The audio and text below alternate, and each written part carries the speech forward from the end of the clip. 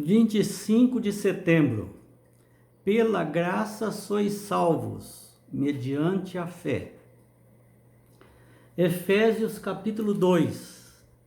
Ele nos deu vida, estando vós mortos nos vossos delitos e pecados, nos quais andastes outrora, segundo o curso deste mundo, segundo o príncipe da potestade do ar, do espírito que agora atua nos filhos da desobediência, entre os quais também todos nós andávamos outrora, segundo as inclinações da nossa carne, fazendo a vontade da carne e dos pensamentos, e éramos por natureza filhos da ira, como também os demais. Mas Deus, sendo rico em misericórdia, por causa do grande amor com que nos amou, e estando nós mortos em nossos delitos, nos deu vida, juntamente com Cristo. Pela graça sois salvos. E juntamente com Ele nos ressuscitou e nos fez assentar nos lugares celestiais em Cristo Jesus, para mostrar nos séculos vindouros a suprema riqueza da sua graça em bondade para conosco em Jesus Cristo. Porque, olha esse verso 2:8, olha, porque pela graça sois salvos, mediante a fé, e isto não vem de vós, é dom de Deus. Não de obras, para que ninguém se glorie, pois somos feitura dele, criados em Cristo Jesus para boas obras, as quais Deus de antemão preparou para que andássemos nela. 2:1-10. Então, Paulo descreveu o passado sombrio do seu público, como o nosso, né? E se eu olhar para trás, eu vou ver um passado sombrio, sem Deus. Acredito que muitos de vocês também estavam em rebelião contra Deus, e sua vida era dominada pelo mal. Mas Deus deu 3 coisas. Deu-nos vida com Cristo. Segundo, exaltou-nos com Cristo. Terceiro, no céu ele nos fez assentar com Cristo. A nossa humanidade está em Cristo, né? Não somos apenas espectadores dos eventos da vida de Cristo. Esse é o propósito, que vivamos unidos a Jesus e pratiquemos boas obras. Efésios 2:1-10 ensina que vivemos unidos a Jesus. Ensina que vivemos unidos uns com os outros. Não há como ser unidos só com os outros ou só com Jesus. Jesus destrói tudo que separa os gentios dos judeus, incluindo o uso indevido da lei para ampliar a brecha de separação. Os judeus usavam a lei de modo errado. Jesus veio para dizer que a lei tinha um propósito diferente, completamente oposto do que eles usavam. Efésios 2:8-10 atua na conversão de muitas pessoas. Às vezes a gente fica pensando que nossa salvação se deve a um padre, ao papa, ao bispo, ao pastor, ao sacerdote, ao presbítero, ao apóstolo tal, enfim. Veja só o que Martinho Lutero, que era um padre, doutor em teologia na Alemanha, quando ele leu Efésios 2:8-10, isso mudou a vida dele completamente. E não só a vida dele, mas de outros grandes também. Vamos falar só de 2 pessoas aqui.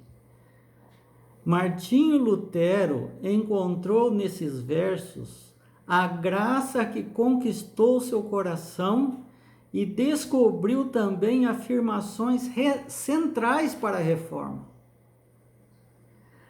Ou seja, a salvação não é devido a alguém que vai dizer para você, seja ele quem for aqui na terra, como a gente diz, né? Comedor de arroz e feijão igual nós, vai morrer igual nós, vai ficar doente igual nós.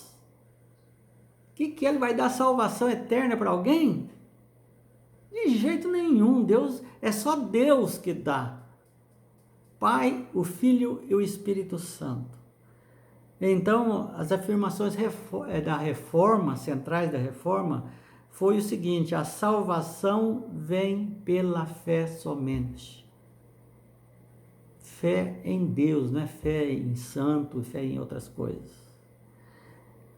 É pela graça somente. Graça é um favor imerecido. E também só por Cristo, somente. Para a glória de Deus somente. Não é glória de Deus para você ser humano. Não é através de uma pessoa que você vai ser salvo. Pessoa como nós, não. É uma pessoa como Cristo. Veja que todas essas reformas que houveram, elas começaram por Efésios 2, 8 a 10. Em 1738, 18 dias após sua conversão em Londres, John Wesley, outro, né, pregou na Universidade de Oxford. Ele apresentou um clamor do coração e o manifesto de um novo movimento. Mas qual que era a mensagem de John Wesley? Ninguém pregava Efésios 2, 8 a 10. Era esta: pela graça sois salvos, mediante a fé, e isto não vem de vós, mas é dom de Deus. Talvez a gente não entenda muito isso hoje, mas no passado, as autoridades eclesiásticas é que determinava quem ia ser salvo e quem não ia. Então todo mundo, inclusive reis, tinham medo da excomunhão. Quer dizer, um ser humano está te excluindo da salvação. Então eles ameaçavam reis, imperadores, nações inteiras, de que, olha, essa nação será excomungada se você não fizer o que nós queremos. Graças a Deus isso acabou, mas Satanás começa a trabalhar diferente agora. Essa reforma que começou muito bonita, ela caiu em descrédito, porque dela surgiram mais de 5.000 religiões diferentes.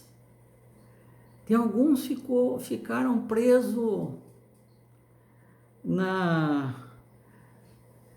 nas descobertas de Lutero, são os luteranos. Mas não, a luz continuou. Muitos abandonaram a luz de Lutero que ele teve e começaram a produzir outras coisas. Em vez da salvação, não se fala mais em salvação na maioria das igrejas. De perdão dos pecados, não se fala mais em muitas igrejas reformadas, né?